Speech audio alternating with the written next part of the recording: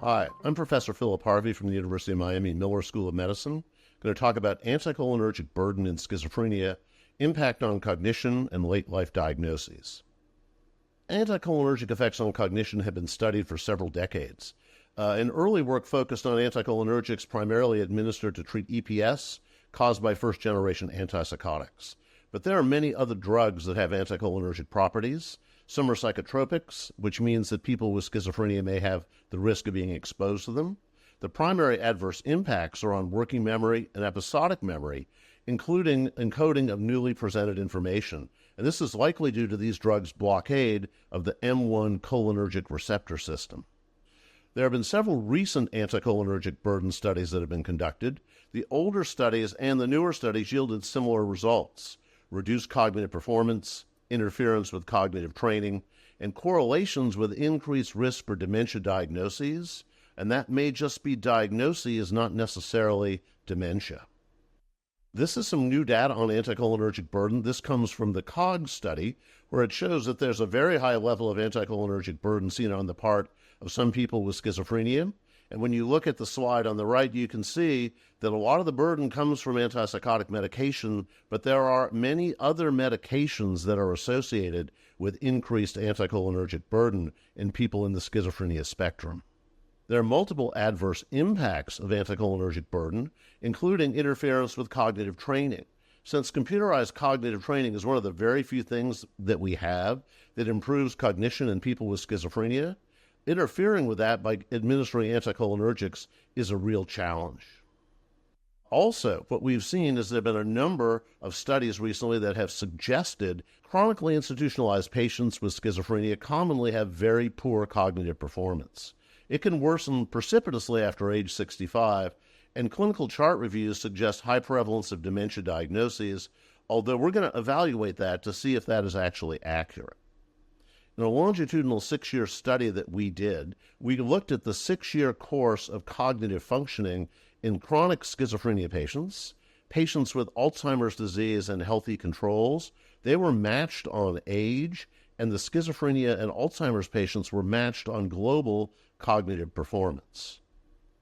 As you see, 6-year follow-up data on younger patients with schizophrenia suggests very little conversion toward the more severe CDR scores that are consistent with dementia.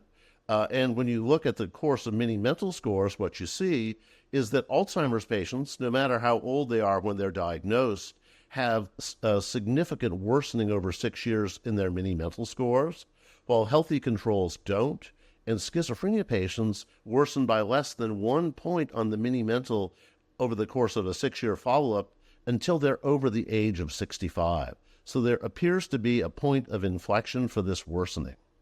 It may be dementia, but it's not Alzheimer's disease. In a longitudinal study that we did where we identified people with schizophrenia in life and assessed them, and then did post-mortem neuropathology on them after they died, we found that although the majority of people with schizophrenia showed cognitive impairments, Alzheimer's disease was only present in 9% of this 100 cases. A 9% rate of Alzheimer's diagnosis at post-mortem would be common in the general population. So the proportion of people with schizophrenia who had cognitive impairments but not an Alzheimer's diagnosis, we see that there are basically 70% who have significant impairment but no AD neuropathology. So what could it be? Well, one of the things that we have discovered is that anticholinergic burden is very common in naturalistic studies. If you look at the graphic on the left here, this is from our large-scale longitudinal study of people with schizophrenia and bipolar disorder who are in a VA study called CSP 572. Basically, 35% of schizophrenia patients are above the cutoff of anticholinergic burden identified previously in the slides we looked at before. And again, the sources of anticholinergic burden are diverse. It's not that they're all getting treated with benztropine. So lots of people have anticholinergic burden, and it comes from lots of different medications. One of the things that's really concerning about this is the interaction of anticholinergic burden and age. Everyone knows that older people are more vulnerable to anticholinergic burden, but what we're seeing here is that ACB in our sample is higher the older you are. And if you look over to the left side, you'll see there's a tremendous diversity of different anticholinergic medications that are delivered to these patients. So despite the need for caution, people's anticholinergic burden is getting worse as they get older. And if you take a look at the risk of newly incident dementia diagnoses in veterans, there are a lot of risk factors that are quite unusual there. Basically, what we see is in our sample of 65,000 veterans whose medical records we reviewed and on whom we had genotyping information, the highest anticholinergic burden strata has an 11% risk for a newly incident dementia diagnosis in the next 10 years. And if you look at the right side, the risk factors for the dementia diagnosis, strangely, age has nothing to do with it.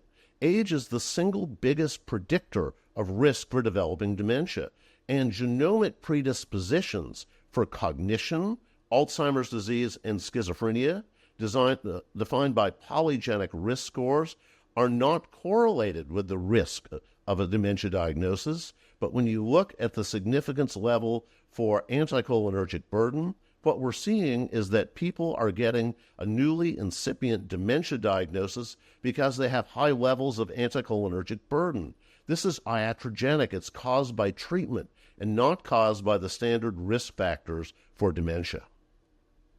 So what this means is that anticholinergic burden is a major factor in the naturalistic clinical and cognitive presentation with people with schizophrenia. Despite the wide knowledge that ACB should be managed, particularly in older people, it looks like it's increasing with age.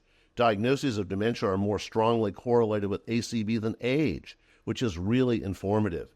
Genomic risk scores for AD, intelligence, and schizophrenia are not predictive, and the ApoE4 genotype is not correlated with newly incident diagnoses. With drugs on the horizon that directly and beneficially impact M1 cholinergic receptors, a lot more attention to anticholinergic burden management is likely critical.